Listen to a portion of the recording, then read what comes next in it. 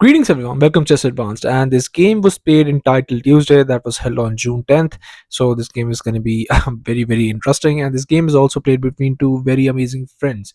Uh, and brothers, to be honest. With the white pieces, we have Hans Moke Niemann, and with the black pieces, we have Magnus Carlsen. So this game is going to be one amazing game. So yeah, without further ado, let's start with this game.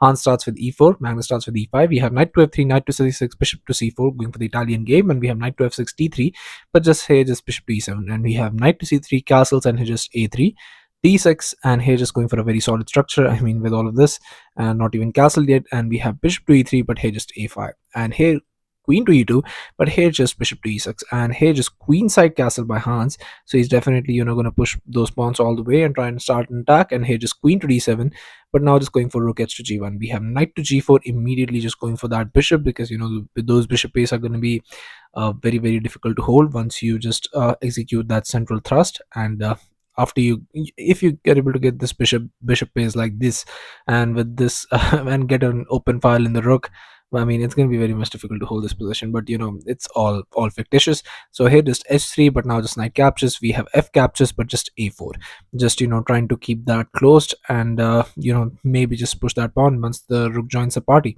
So here just bishop to b5, just not allowing all of those things to happen, and we have queen to c8, but here just d4 by Hans, just going for that central thrust, also being backed by the e3 pawn.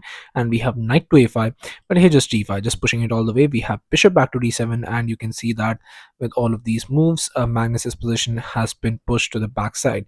And here just bishop caps on a4, just grabbing a pawn in the middle of an attack. Not something you want to do, but well, if it works, then it works. We have c6, but here just knight to d2, and we have bishop to e8, but here just bishop to b3. Knight captures on b3, we have c captures, and here just going for the c captures. And here after e captures, we have this f5, just immediately striking there, and all of this is gonna come in very handy once you set up an attack. And here for some reason Hans just goes for king to b1, and normally that king to b1 is a very nice prophylactic move also, because the queen is eyeing there, so it seems like a reasonable choice. But there is a small and very amazing tactic in this position which gives black a very nice attacking chance. So I'm going to ask you to pause the video and try and find out the only move in this position which gives Magnus a chance to attack Hans's king, while I give you a couple of seconds. So congratulations to everyone who's able to find this move, and the move is this beautiful rook captures on a3. Yes, that's right. And once you capture, we have queen captures on c3. And now you can understand these pawns are very much weak, so they are going to be captured in the future. And here rook to c1 attacking the queen, queen to a5, now targeting this pawn, but here just going for not going for a defensive idea, but defensive being defensive while you're attacking. Here we have rook to c8, and here after queen captures on a3, we have rook gc1, e4, just trying to open up this bishop, but no, obviously not that way. And just trying to open up this bishop, and here just rook 1 to c2, just trying to maybe go for here. And we have queen to a5, but just this rook to c7, and we have bishop to f6 because that bishop was attacked.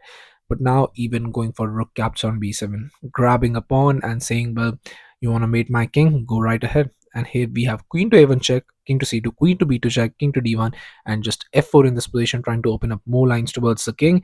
And here after e captures, bishop to c3, but now just rook b to b8, and we have queen to a1 check, king to c2, queen to b2 check, king to d1, and you'll get this position where most likely it's going to end in a draw. But you have to figure out that these are roughly 10 moves that you have to figure out to be able to understand and try and defense. And it's going to be very difficult to do all of this, because this is hanging. Then you can understand that that bishop can join the party as well in future. So it's just a very difficult position to hold. It's just the best engine move, so it's very much impossible to find in a blitz game. But here, unfortunately, Magnus didn't spot this tactic. He went for bishop to g6. I think that would have been his only chance of getting this game. But here, after rook to c1, now it's a different story, because here queen to c5 was played. But here, just we have king to a2, and with this structure, it's going to be very much difficult to hold this unless you're able to get like few tempos in.